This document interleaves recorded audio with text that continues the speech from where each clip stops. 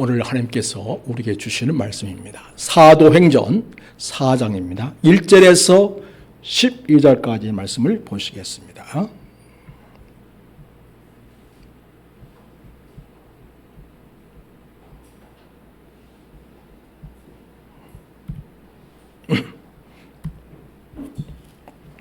하나님의 말씀 보십니다. 제가 받들어 읽겠습니다. 사도들이 백성에게 말할 때에 제사장들과 성전 맡은 자와 사두개인들이 이르러 예수 안에 죽은 자의 부활이 있다고 백성을 가르치고 전함을 싫어하여 그들을 잡음에 날이 이미 저물었으므로 이튿날까지 가두었으나 말씀을 들은 사람 중에 믿는 자가 많으니 남자의 수가 약 5천이나 되었더라.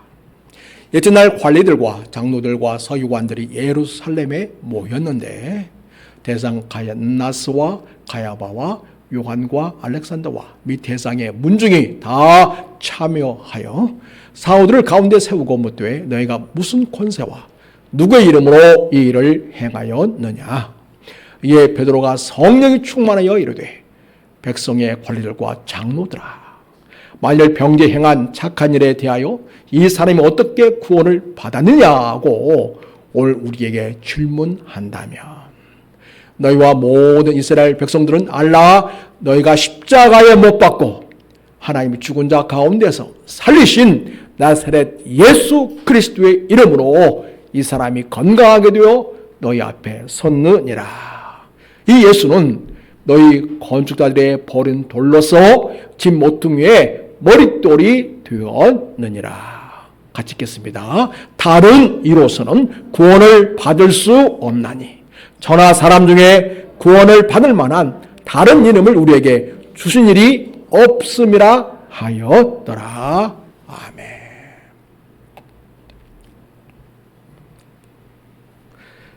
성도 여러분, 많은 종교가 있는데 꼭 예수를 믿어야만 되느냐, 이렇게 많은 사람이 있습니다. 사람이 생각할 때는 종교는 다 같다고 생각합니다. 여러분, 기독교는 분류상, 종교 분류상 기독교이지 생명입니다. 하늘 생명입니다. 자, 오늘 말씀은 나면서부터 안전병이었던 이 사람을 베드로와 요한이 나사렛 예수의 이름으로 일어나 걸으라 할 때에 일어나서 걷게 되었고 뛰게 되었고 하나님을 찬송하게 되었습니다. 지금까지 이런 일은 본 적이 없습니다. 거기 있던 수많은 사람들이 다 놀라게 되었습니다. 그러나 예수 그리스도의 부활을 전하는 것을 싫어하는 유대 지도자들, 대장과 장로들, 서기관들, 이 사람들은 부활을 믿지 않는 사람들입니다. 그들은 성전에서 일은 하고 있지만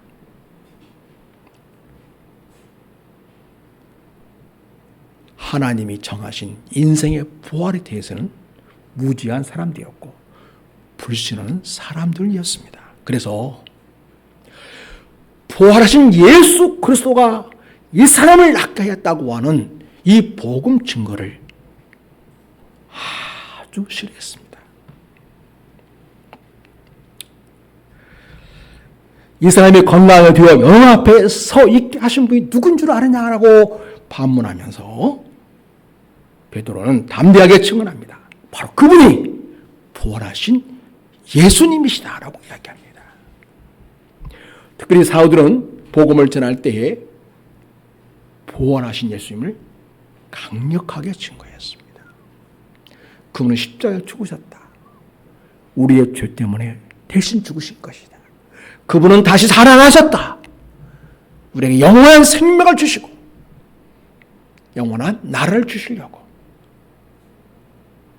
다시 살아나셨다. 이렇게 담대히 증언했습니다. 당시 종교지도자들은 예수님의 부활을 믿지 않았기 때문에 부활하신 예수님을 전한 일에 대해서 알러지 반응을 일으키듯 아주 싫어했습니다. 오늘 말씀 보면 그 복음을 전한 제 아들을 심지어 가둬두기까지 했습니다. 여러분 3절을 보면 그들을 잡음에 날이 이미 저물었으므로 이튿날까지 가두었으나 4절 말씀을 들은 사람 중에 믿는 자가 많으니 남자의 수가 약 5천이나 되었더라. 제 아들이 전한 예수님의 부활 이야기, 예수님이 죽은 자 가운데서 다시 살아나신 사건은 역사적인 사실입니다. 예수님이 십자가에 달려 죽으셨으나 다시 부활하셨고 제 아들은 그 예수님과 함께 40일 동안이나 같이 지냈습니다. 그래서 보낼 수 없는 자기들이 직접 경험한 사실, 너무나 명백한 일이기에 제 아들은 담대하게 예수님은 하나님의 아들이시고 부활이신 분이심을 담대하게 증거하였습니다. 그럴 때 당시 유대 지도자들은 너무너무 싫어했지만 그러나 그 복음을 받아들인 사람들 중에는 남자만 몇 명이라고 지금 되겠습니까? 5,000명. 그러면 여자 수가 사실 더 많겠죠. 거기다가 청소를 비롯한 많은 사람까지 포함한다면 약 2만 명 가까이가 더 예수님을 믿게 되는 일이 되었다고 말할 수 있겠습니다. 이런 복음의 능력과 역사를 막을 길은 없었습니다.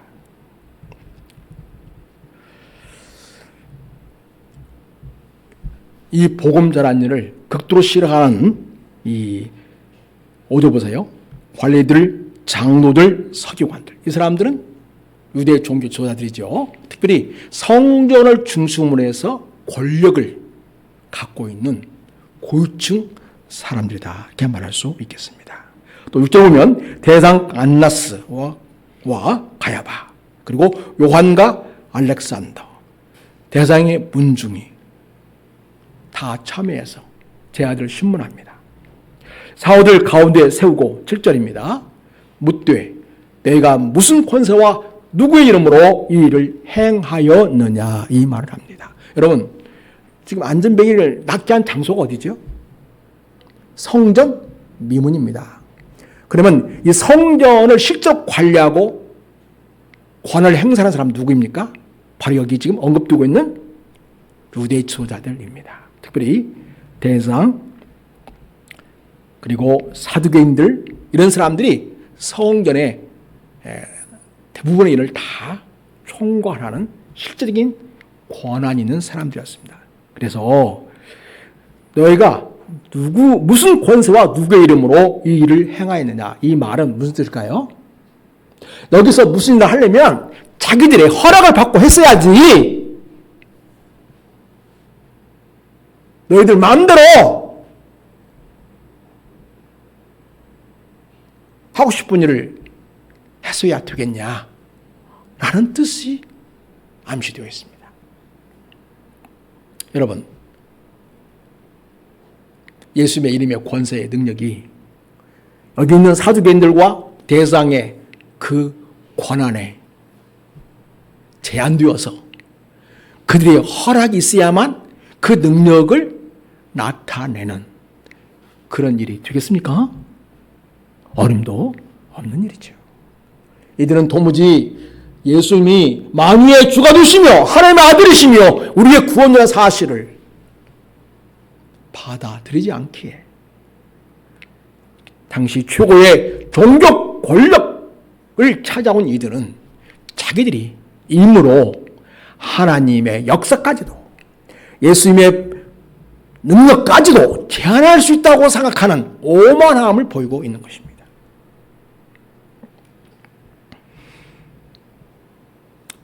8절에 이에 베드로가 성령이 충만하여 백성의 관리들과 장로들을 하면서 말씀 전하게 된 것을 보게 됩니다.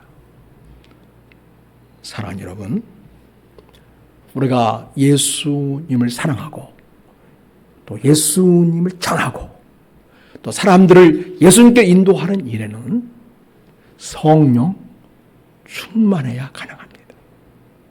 오늘 베드로가 당시에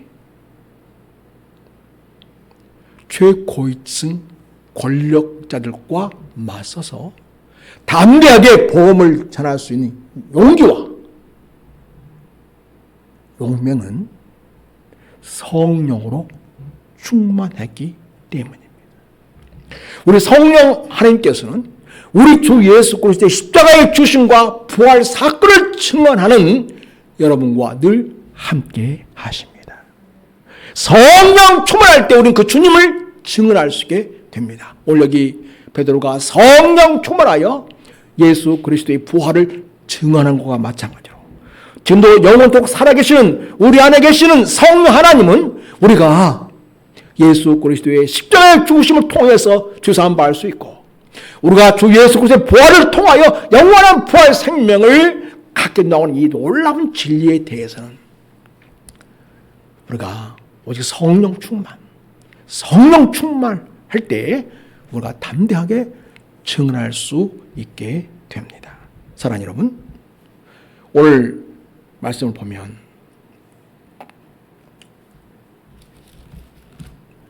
건축자들의 버린 돌이 뭐가 됐다고요? 집 모퉁이의 머릿돌이 되었다. 이렇게 말씀하시고 있습니다. 자, 여러분,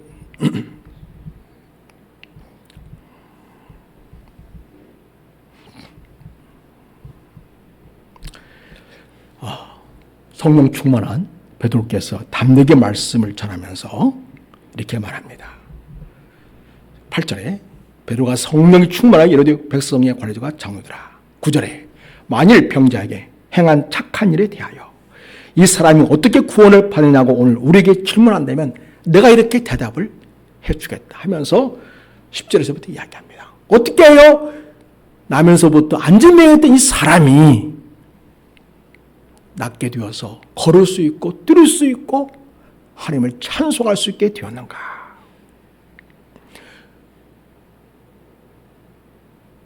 이런 사건이 있게 된 근본적인 일을 이루신 분을 내가 소개하겠다 하면서 예수님을 소개합니다. 여러분 10절 같이 읽겠습니다. 시작. 너희와 너희 모든 이스라엘 백성들은 알라. 너희가 십자가에 못 박고 하나님이 죽은 자 가운데에서 살리신 나사렛 예수 그리스도의 이름으로 이 사람이 건강하게 되어 너희 앞에 섰느니라. 아멘. 바로 너희가 십자가에 못 박아 죽였던 예수가 이 사람을 회복하게 한 거다. 걷게 한 거다. 치유한 거다. 건강하게 한 것이다. 얘기하고 있습니다. 그런데 하나님이 죽은 자 가운데서 살리신 나사렛 예수 그리스도의 이름. 그래서 예수님이 이 사람을 건강하게 하여 너희 앞에 서 있게 하고 있는 것이다. 그래서 이 사람을 낫게 한 주체는 누구이다? 예수 그리스도이시다. 라고 하면서 예수 그리스도가 우리를 진정으로 치유하며 온전케 하며 생명을 주시고 구원 주신 분으로 소개하고 있습니다. 그럼 이 예수는 또 어떤 분이신가? 너희가 십자가 못 박아 죽였던 바로 그분은 이미 시편을 통해서 다윗의 고백을 통해서 성령으로 우리의 진정한 구원주로 오실 분이시나 그러나 너희들이 그를 거부하고 그분을 버리게 될 것 또한 이미 성경에 예언되어 있었다라고 하면서 시편 말씀을 인용하면서 이야기하고 있습니다. 여러분 시편 말씀을 보도록 하겠습니다. 여러분 시편 118편입니다. 보여주세요. 방송실.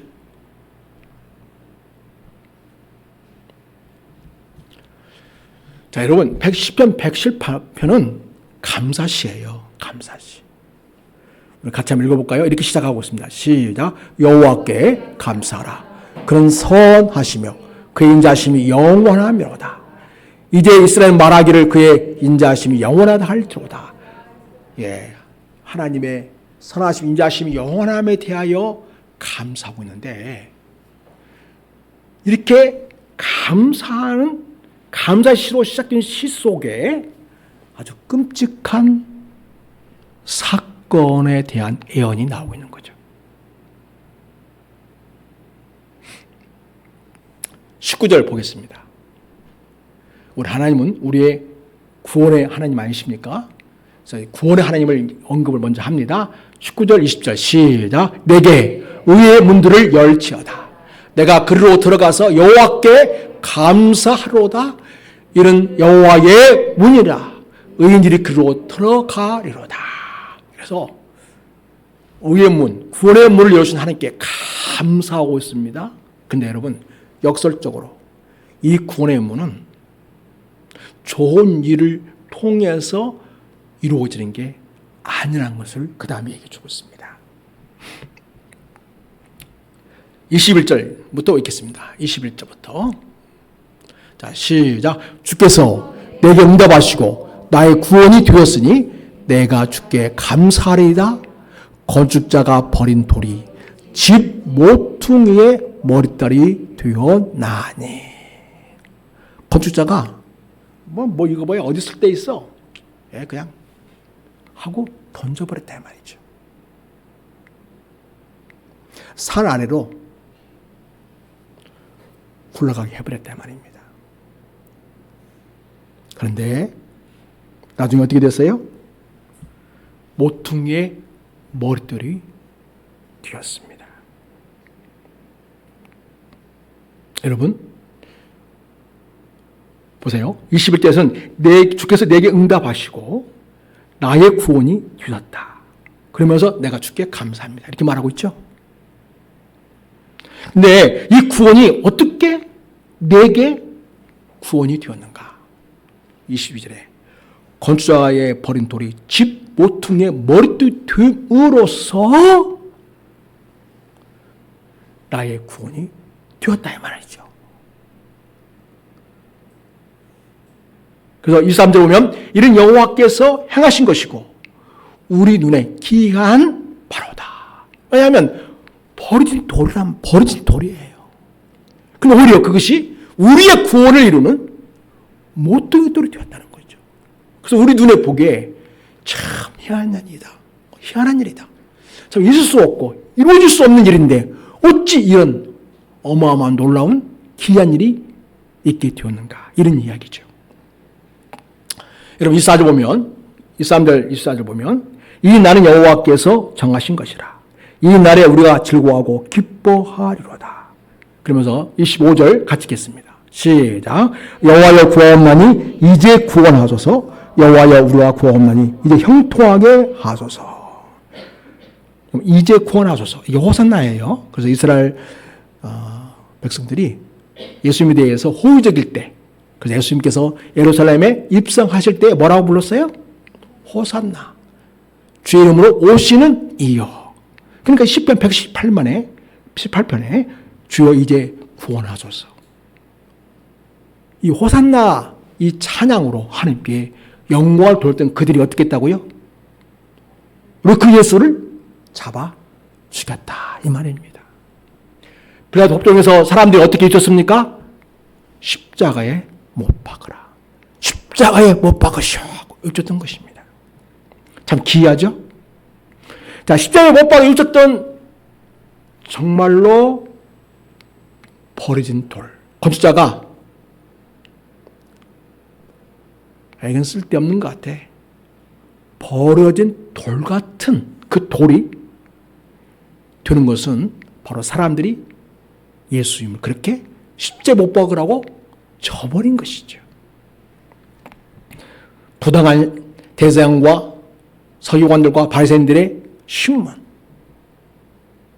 그리고 빌라도와 앞에서 예수님을 정치범으로 몰아서 로마법에 의해서 십자가 처형을 하게 했던 이 사건, 이게 바로 뭐예요? 예수님이 버려진 돌로 취급받는 구체적인 사건이 되겠습니다. 이건 여호와께 정하신 날이라. 하나님이 이런 방식을 통해서 우리를 구원하시기로 하나님이 정했다는 거죠. 자, 여호와여 구하옵나니 이제 구원하소서. 여호와여 우리가 구하옵나니 이제 형통하게 하소서.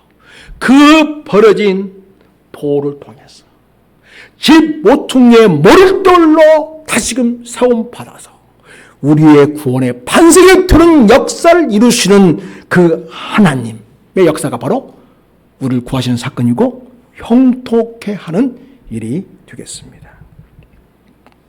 여호와 이름으로 온 자가 복 있으며 우리가 여호와의 집에서 너희를 축복하였도다. 그래서 여러분, 이 감사 시 안에는 엄청난 희생과 죽음과 버림받은 그런 일들이 포함되어 있는데, 궁극적으로 하나님은 우리 입술을 통하여 하나님 앞에 감사하로다, 이렇게 고백하게 하고 있다는 것이죠. 그래서 29절에 보면 여호와께 감사하라. 그는 선하시며 그의 인자심이 영원하미로다. 어떻게 하나님은 그토록 선하시고 인자하신가? 건수자의 버린 돌을 통해서 우리를 구원하시는 집 모퉁이의 머릿돌로 사용하시는 역사를 이루시는 구원의 주 하나님이시기에 우리 하나님은 영원토록 찬송 받으셔야 할 분이시고요. 우리 입술을 통하여 감사의 고백을 들으셔야 마땅한 분이 되겠습니다. 그리고 여러분, 이 시편 118편은 예수님이 자신의 죽음에 대해서 말씀하실 때에 인용하신 구절입니다. 예수님은 이 시편 118편 말씀을 자신에게 적용하고 있어요. 자신에게. 그래서 다윗이 성령으로 감동되어 하나님 앞에 감사로 드렸던 그 시는 예수님 자신에게 적용이 되어서 이제는 당신이 이스라엘 건축하신 사실 만유의 주가 예수님이신데 우리 그분이 돌로 취급받는데 버려진 돌로 취급을 받는다는 거죠.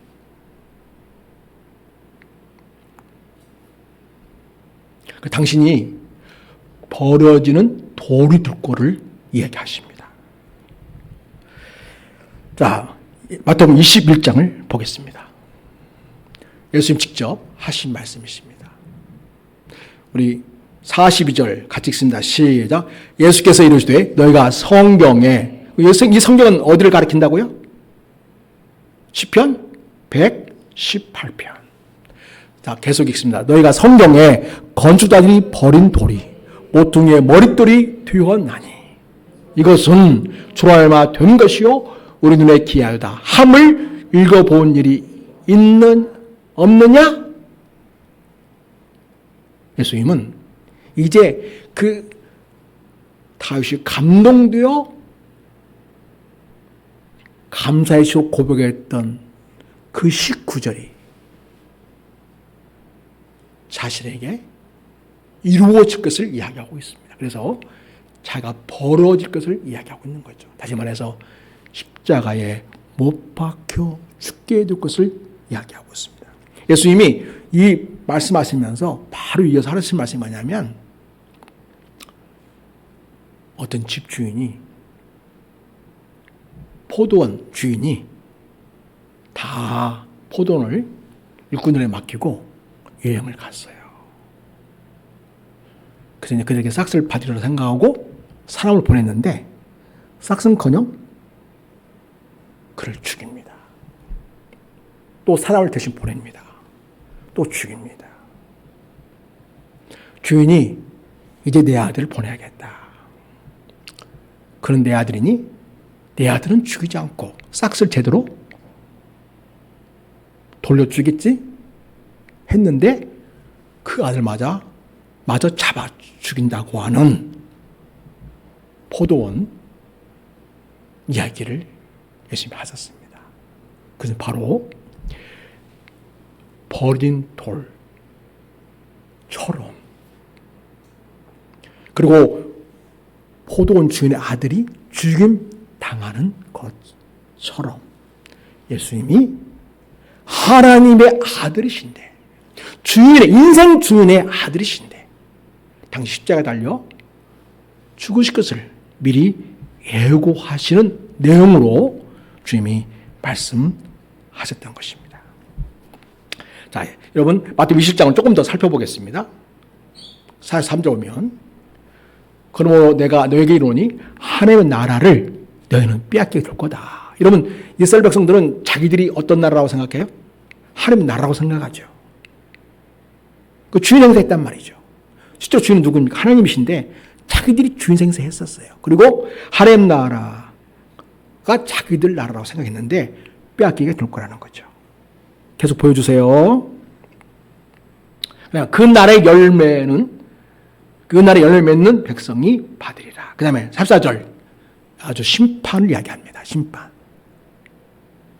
같이 읽겠습니다. 이 돌 위에 떨어진 자는 깨지겠고 이 돌이 사람 위에 떨어지면 그를 가루로 만들어 흩으리라 하시니, 이거는 한마디로 말하면 철저한 하나님의 심판이 이루어질 거라는 것이죠.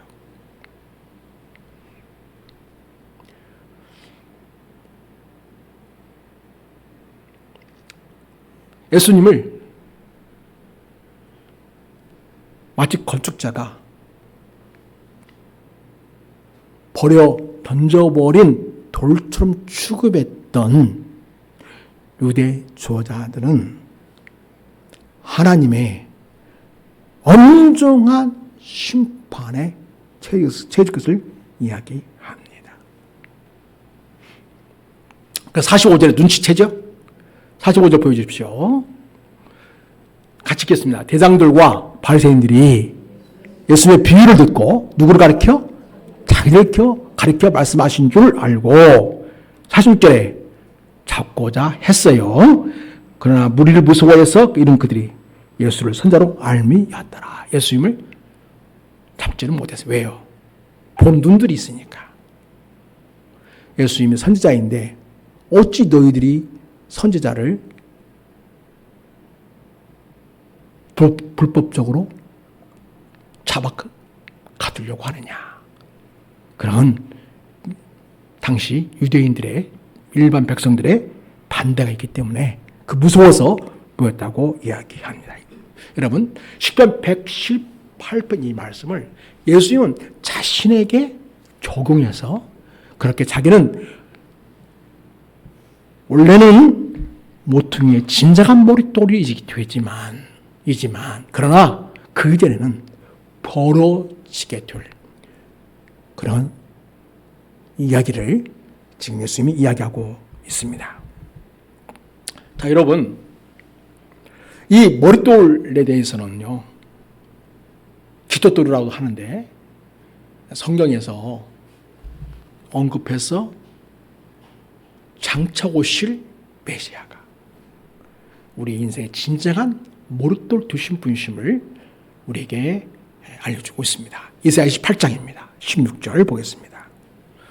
같이 읽겠습니다. 그러므로 주 여호와께서 이같이 이르시되 보라 내가 한 돌을 시온에 두어 기초를 삼았노니 곧 시험한 돌이요 귀하고 견고한 기초 돌이라. 그를 믿는 이는 다급하게 되지 아니하리로다. 그래서 귀하고 견고한 기초 돌인 그분을 믿는 자는 다급하게 되지 아니하리라. 아주 여유있게 구원을 누리게 되는 그런 반열에 속하게 될 것을 이야기합니다. 17절에 같이 읽습니다. 나는 정의를 측량줄로 삼고 공의를 좋을 줄 삼으니 우박이 거기서 피난처를 소탕하며 물이 그 숨는 곳에 넘칠 것인즉. 그래서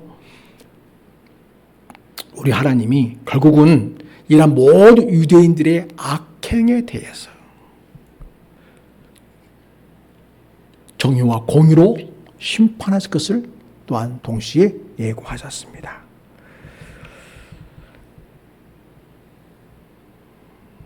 그러면서 22절 보면 그러면 너희는 오만한 자가 되지 말아라. 너희 결박에 단단해질까 하노라. 대저 온 땅을 멸망시키기로 작정한 것을 내가 만군의 주 여호와께로부터 들었느니라. 이사야의 예언입니다. 이렇게 그들이 예수님을 버린 돌로 취급할 거지만은 예수님 마침내 그 예수님을 버린 그 돌인 예수님을 마침내 집에 모퉁이 돌로 사용하실 거고요. 그리고 예수님께 이렇게 행한 자들에 대해서는 정의와 공평의 하나님의 기준에 의해서 엄중한 심판이 있게 될 것을 말씀해 주시고 있습니다. 자, 이제는 스가랴 말씀을 보겠습니다. 스가랴 4장 7절입니다. 같이 읽습니다. 큰 산아 내가 무엇이냐? 네가 수르바벨 앞에서 평지가 되리라. 그가 머릿돌을 내놓을 때에 무리가 외치기를 은총이 그에게 있을지어다 하리라 하셨고. 그래서 여러분 솔로몬이 지은 성전 있죠. 결국 무너졌죠. 패망했어요. 바벨론으로 포로로 이스라엘 백성이 끌려갔습니다. 돌아왔습니다. 그 다음에 지어진 성전이 여기 수르바벨 나오죠. 수르바벨이 총독으로 그 지역을 다스리고 있었어요. 그래서 수르바벨 성전이라고 합니다. 그가 머릿돌을 내놓을 때 무리가 외치기를 은총이 그에게 있을지어다. 그래서 여기서는 이스라엘 백성들이 바벨론의 포로로 잡혀갔다가 70년 만에 다시 귀환하게 되는데 다시 와서 성전을 세우게 될 것을 이야기함과 동시에 이 수르바벨 성전을 통해서 결국은 궁극적으로 우리 진정한 성전이신 우리 구원의 반석이신 예수님의 오심을 여기서 그림자로 보여주고 있습니다. 그렇게 여러분 예수님 우리의 반석이시고 구원이십니다. 우리 예수님은요 비록 그들에 의해서 버림받고 던져졌지만 그러나 집 모퉁이에 머릿돌이 되었습니다. 그 유대인들은 항상 건축할 때 머릿돌 중심으로 합니다. 그래서 머릿돌 있죠? 이렇게 문이 있잖아요. 있으면 여기에서 좌우로 나눠지게 되는 거죠. 그래서 예수님께서 머릿돌 되어 주셔서 사울 바울께서 어떻게 그걸 해석하냐면 그 머릿돌이신 주님께서는 한편은 유대인들을 구원하시는 구원의 주, 한편으로는 이방인들을 구원하는 구원의 주로서, 다시 말해서 온 세계를 구원하시는 그러한 머릿돌로서 우리 진정한 구원주이심을 우리에게 말씀해 주시고 있습니다. 사랑하는 여러분, 이 머릿돌이 유대인들은 굉장히 중요한데 이 돌을 시작으로 해서 벽을 쌓이고 이 돌 위에 그 집의 용도자와 공급자의 이름을 새깁니다. 사랑하는 여러분, 우리 예수님은 버린 돌처럼 유대인들에게 취급당했지만 부활하셨습니다. 부활하셔서 진정한 하나님 나라를 세우는 모퉁이돌이 된 것이죠. 이 세상을 구원한 교회를 세우는 모퉁이돌이 되신 것입니다. 그래서 예수님은 우리의 영원한 구원주가 되십니다. 그래서 에베소 2장을 보면요, 그러므로 너희는 생각하라. 그때의 육체로는 이방인으로 손으로 육체 향한 할례를 받는 무리라 칭하는 자들로부터는 할례를 받지 않은 무리라 칭함을 받은 자들이라. 그때 너희는 그리스도 밖에 있었고 이스라엘 나라 밖에 사람이라. 약속 언약들에 대하여는 유인이고 생에서 소망이 없고 하나님도 없는 자이었다. 이제 전에는. 근데 이제는 전에 멀리 있던 너희가 그리스도 예수 안에서 그리스도의 피로 가까워졌느니라. 그래서 여러분 못되게 떠오신 예수님께서 유대인과 이방인들을 구원하시는, 그래서 그리스도의 피로 이 둘을 하나로 만드셨죠. 이 둘을 하나로 만들었다. 그래서 새 인류를 창조한 것입니다. 예수님 안에서 새 인류가 이루어진 거죠. 이제는 이방인 있네, 유대인 있네 하고 나누고 차별하고 그렇게 분열했지만 예수님 안에서는 이제 하나가 되고 그래서 피로 가까워져서 새로운 인류, 예수 그리스도 안에서 재창조된 새로운 인류로 이제는 하나님의 거룩한 백성들로 세워지는 놀라운 일이 있게 되었음을 에베소서에서는 우리에게 말씀해 주시고 있습니다. 사랑하는 여러분, 오늘 사람들은 하찮게 예수님을 여겼습니다. 특별히 권력을 가지고 권세를 가진 자들이 그러했습니다. 민중들도 맨 처음에 예수님을 잘 따라다니고 빵도 잘 얻어먹었지만 나중에는 십자가에 못 박으라고 잊었고 끝까지 예수님을 저주하는 모습을 보입니다. 그러나 하나님은 하나님의 일을 직접 당신이 다 하십니다. 예수님을 그 무덤에서 일으키셨고 부활의 주가 되게 하셨습니다. 그 부활의 주님은 우리에게 성령을 보내주셨고 그 성령을 통해서 교회의 새로운 시대가 열려지게 하셨습니다. 하나님의 우리를 향하신 엄청난 구원 계획이 이렇게 멋지게 이루어지게 하신 것입니다. 사랑하는 여러분, 이렇게 예수님은 완전한 우리의 구원주가 되십니다. 그래서 오늘 베드로는 말합니다. 나면서부터 안전뱅이가 되어서 지금은 성화하게 되었고 예수 그리스도를 믿는 하나님의 사람으로 변화된 새로운 인생을 가진 이 사람을 이야기하면서 우리 진정한 구원주는 그래서 예수 그리스도이시다 이렇게 선포하고 있습니다. 여러분 우리 오늘 본 말씀 12절을 보겠습니다. 그래서 예수님 어떤 분이신가? 자, 12절 시작. 다른 이로서는 구원을 받을 수 없나니 저나 사람 중에 구원을 받을 만한 다른 이름을 우리에게 주신 일이 없음이라 하였더라. 그래서 천하 인간들이 구원을 받을 유일한 이름은 무엇이라는 거예요? 오직 예수 그리스도라는 것입니다. 요즘에 교양 있는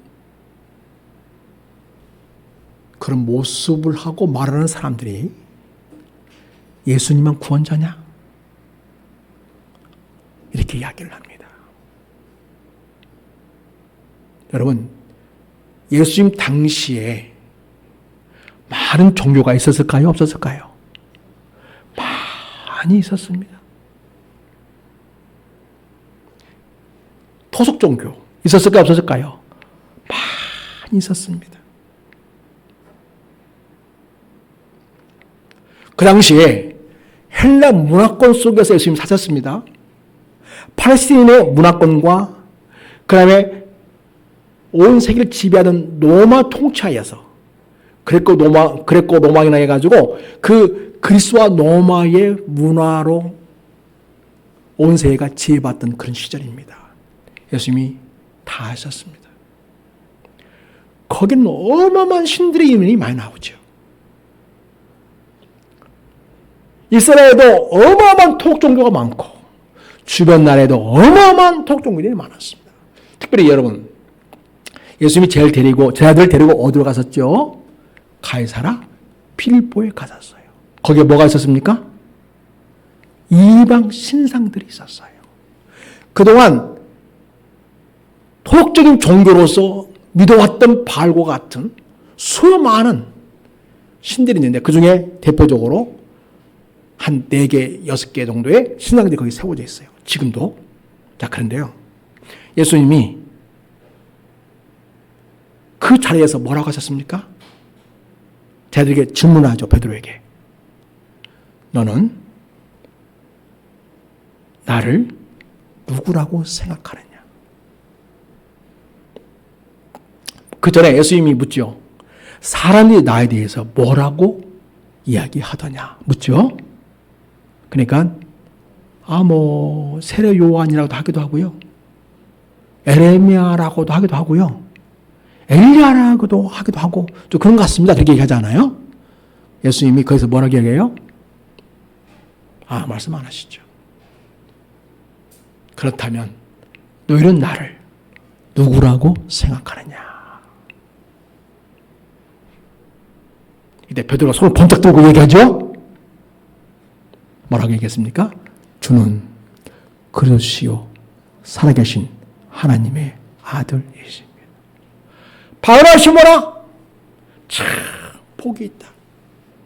이를 내게 알게 한 이는 하늘에 계신 아버지시니라. 하늘에 계신 아버지께서 우리에게 어떤 다른 신상이나 우상이나 그 어떤 토속 종교가 아니라 그 당시 전 세계를 지배하던 로마 권력하에 수많은 종교와 수많은 우상들이 많이 있었지만은 예수님이 이런 식으로 말하지 않았다는 거죠. 나를 믿어도 좋고 여기는 신상 중에 하나를 믿어도 좋다. 뭐 그게 대수냐? 인간들은 뭘 믿어도 괜찮다. 그 중에 나이면 더 좋고 이런 식으로 말씀하지 않았다는 거죠.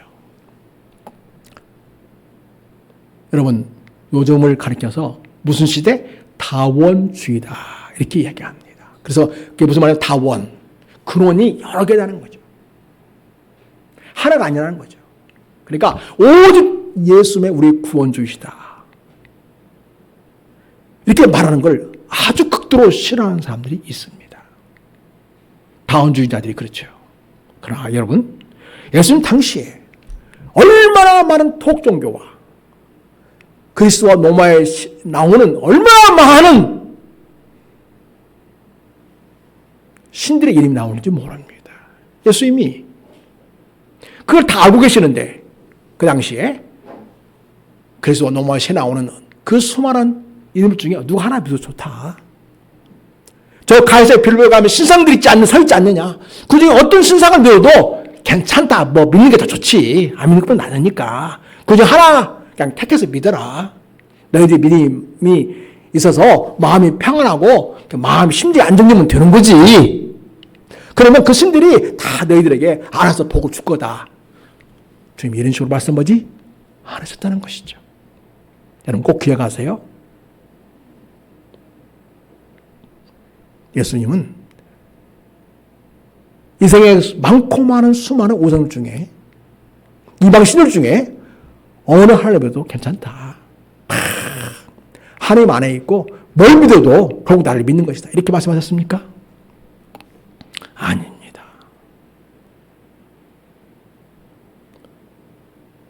왜 제 아들이 핍박을 받습니까? 예수님 때문에 핍박을 받죠. 왜 핍박을 받습니까? 예수님만이 우리의 진정한 유일한 구원자라는 사실을 말하기 때문에 그런 것이죠. 우리 주님께서는 내 이름을 위하여 나와 복음을 위해서 핍박을 받는 자는 이 땅에서 복을 받고 내세에서도 복을 받을 것을 말씀하셨습니다. 그래서 여러분, 나를 믿는 자는 핍박을 받게 될 것이다 하셨어요. 어떤 세상이기 때문에? 예수님을 싫어하는 세상이기 때문에. 어떤 세상이기 때문에요? 다원주의 세상이기 때문에.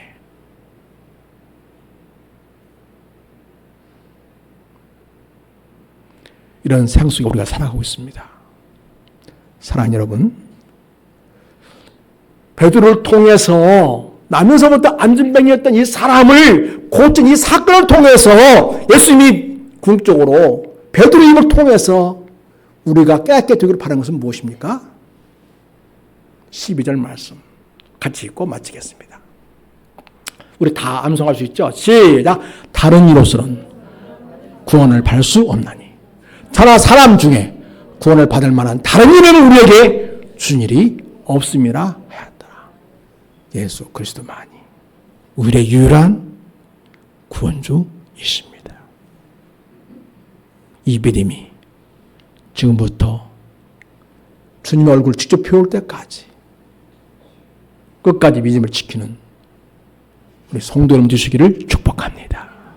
하나님 아버지, 이 땅에는 참 말도 많고 말들도 참 잘합니다. 이렇게 저렇게 그럴듯하게 논리를 펴서 진리를 흐리고 그리스도를 가르는 자들이 얼마나 많은지 모릅니다. 이런 혼탁한 시대에 살고 있는 저희들, 이런 시대 속에서 분명하고 또렷하게 예수 믿는 자들이 되기를 원합니다. 누가 이 안진뱅이를, 나면서 안진뱅이 되어 삽살까지 걸어보지 못한 이 사람을 낫게 하고 뛰게 하고 온전하게 했느냐? 예수 그리스도시다. 하나님께서는 다른 이로서는 구원을 받을 수 없게 하셨다. 천하 인간의 구원을 받을 만한 이 다른 이름은 주신 일이 없다. 오직 예수 그리스도의 이름, 오직 예수 그리스도의 이름으로만 구원을 받는다. 이렇게 분명하게 확실하게 베드로는 선포하고 있습니다. 믿습니다. 그렇습니다. 예수님은 살아계신 하나님의 아들이시오 우리의 구원자이심을 믿습니다. 천하의 구원받을 만한 유일한 이름은 오직 예수 그리스도이심을 믿습니다. 모든 말씀을 예수님의 이름으로 기도드립니다. 아멘.